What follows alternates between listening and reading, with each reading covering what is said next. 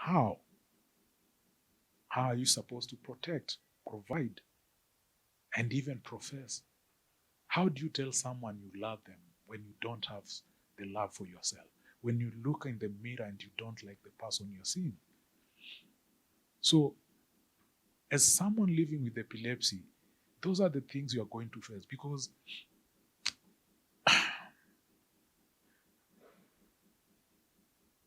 you'll be waking up one day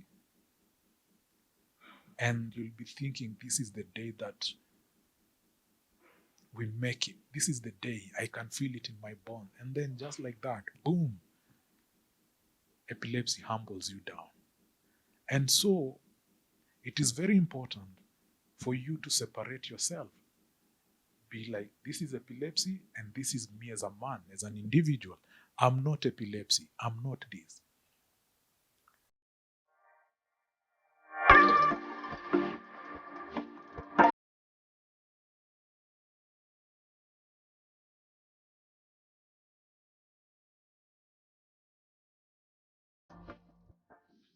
Hello, guys. Welcome to The Misunderstood. I'm Ramsey, and if you're new here, kindly like, share, comment, subscribe. Today, we are going to talk about something that I've been meaning to talk for a while. I've just been waiting for the, I think, perfect time to explain. It's more of a question that I've been asked by many people, and that question normally is, how does epilepsy feel like? How do seizures feel like? And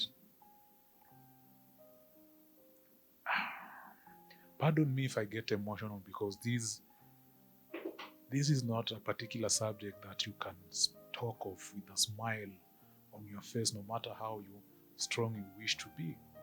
Because first of all, epilepsy is no joke. Epilepsy, especially as a man,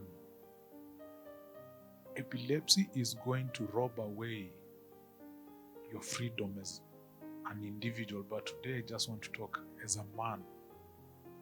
Because there are things, I'm very sure you're familiar with the phenomena where it's known as the 3 Ps of a man, the 3 Ps of manhood or the art of manhood, where the man is, you're supposed to protect, provide, to profess.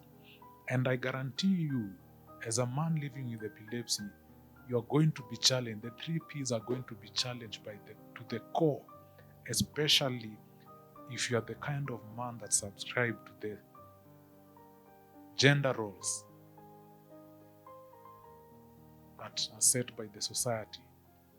You know, the responsibility of a man is to be this, is to be that, and this. I mean, think about this. How are you supposed to protect someone you love if you yourself feel vulnerable, if you yourself feel weak, if you feel helpless? Because guess what I'm trying to describe? That is the exact feeling that someone feels during epilepsy. How can you provide something that you can barely provide for yourself? How do you provide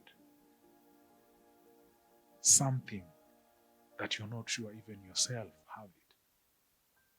How do you profess something that you're not sure even you have it for yourself? Because having epilepsy is going to mess with your esteem. It's going to destroy your esteem. And whether it's perceived or internalized stigma, it's going to mess you up and it's going to mess with the way you see yourself. Unless you dig deep and decide that this is the person I want to be and this is the person I'm going to be. And it's easier said than done. How are you supposed to protect someone when you can barely protect yourself? Because when epilepsy attacks come, you are helpless. You can't do anything. And even worse, There are people that they even, have no controls of their bladder. They have no control of their bowel movement. So if some primitive things like such you cannot do as a man, how are you supposed to protect, provide, and even profess?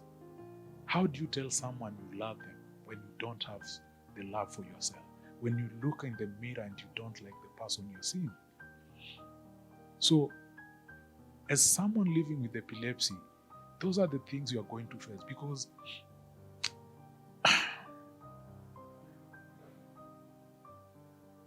you'll be waking up one day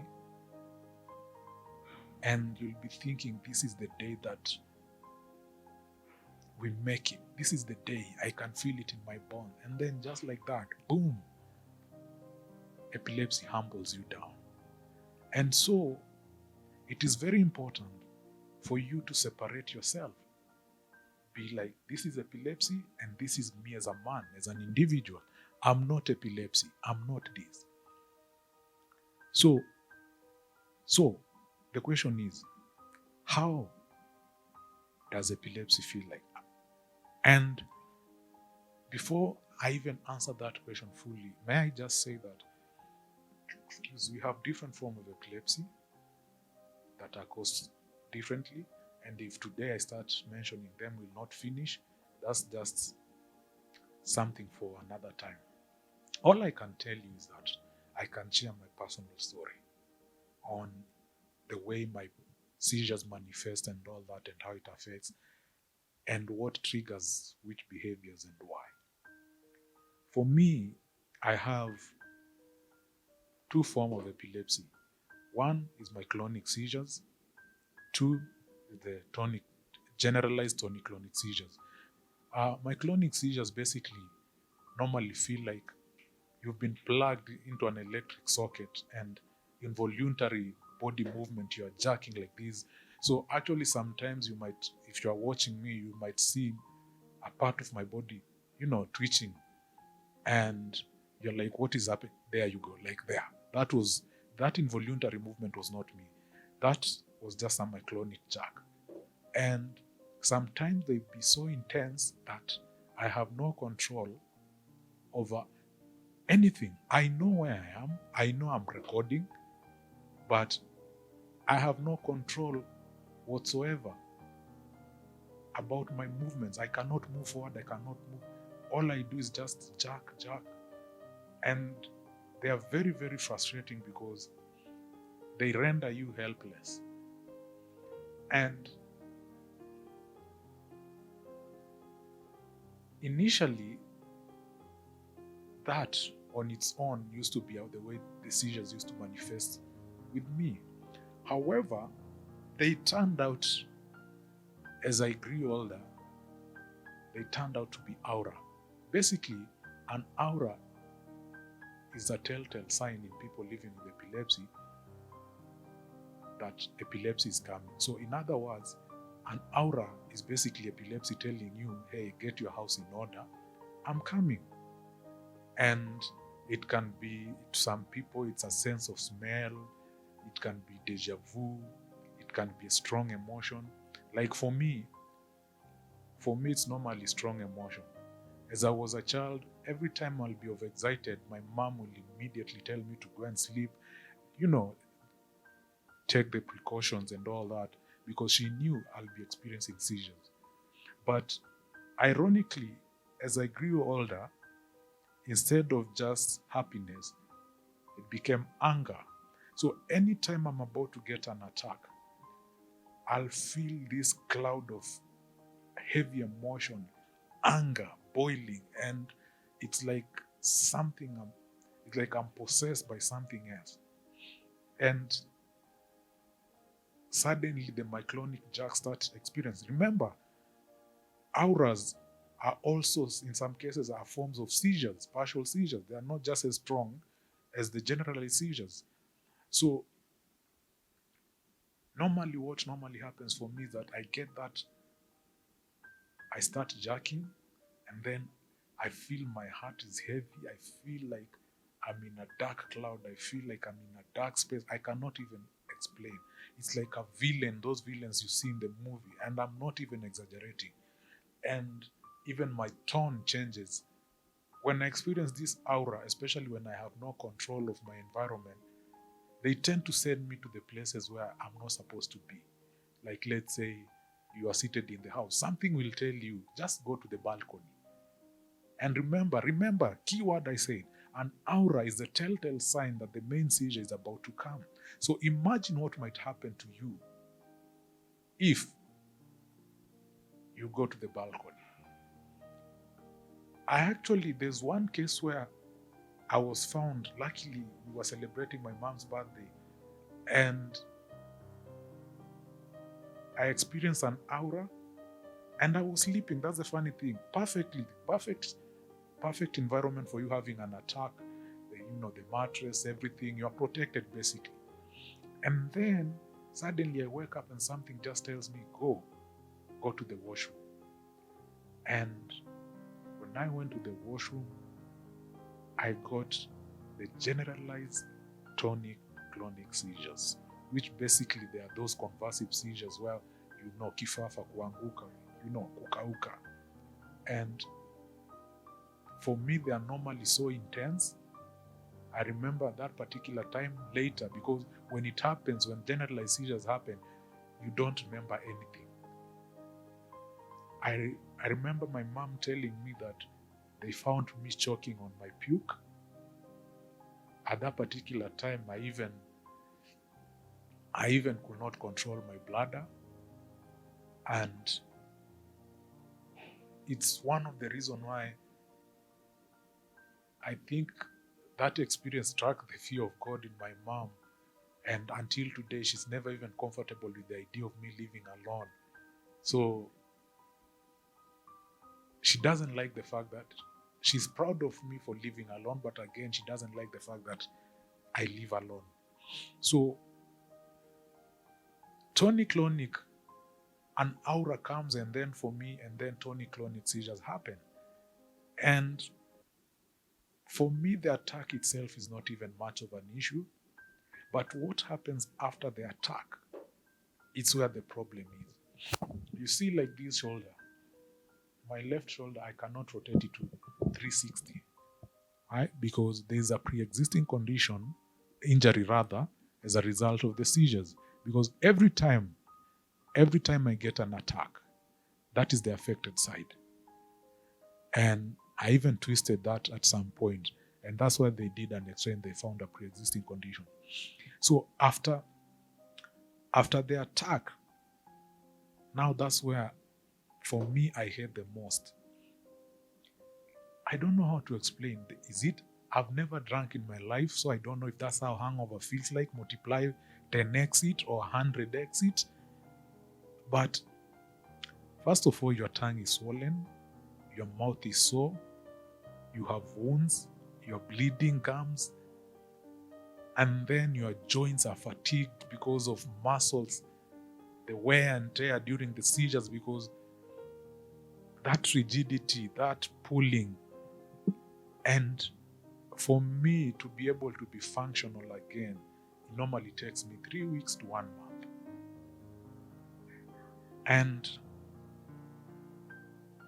I came to realize that the reason why I get anger turned out to be, you remember, like I said earlier in the video, that as I was a child, of excitement used to be the trigger, the telltale sign that my mom will be like, go and sleep. And now, when the auras, I start experiencing aura, there's this anger that come.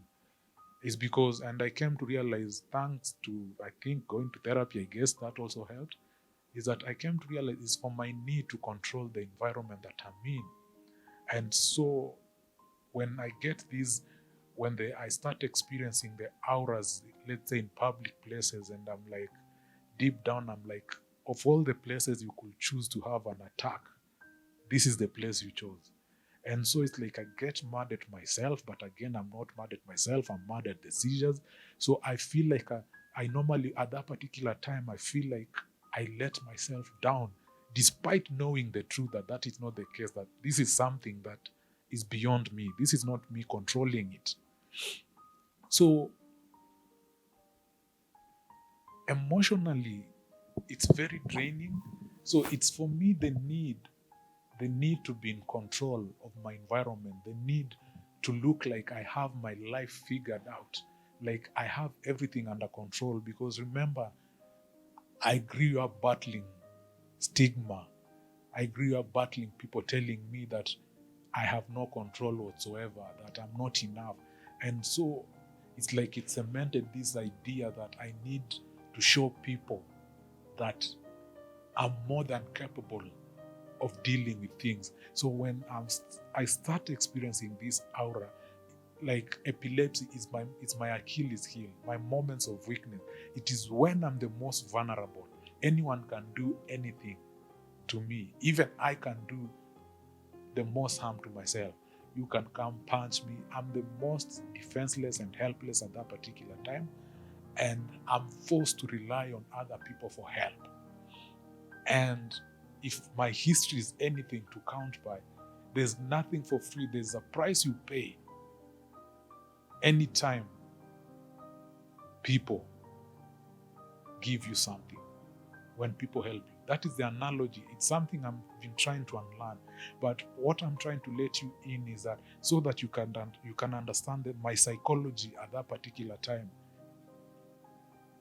though it might not be conscious, but deep down in my subconscious, after studying that behavior, it's when I came to realize this is why. And the reason is because my need to be in control, my need to show that I have, and sorry for the language, I have my shit handled. I'm that dude. Because I remember in my previous earlier, the only quote that I've ever said and I became impressed by it is that when you're so used to disapproval, even the idea of approval becomes foreign to you. When acceptance is given to you, you don't know what to do with it. Because for the rest of your life, all you've been doing is been fighting for approval. And when it's given to you, you feel like this comes easy and it will either go the easy way or you'll pay a big price for it.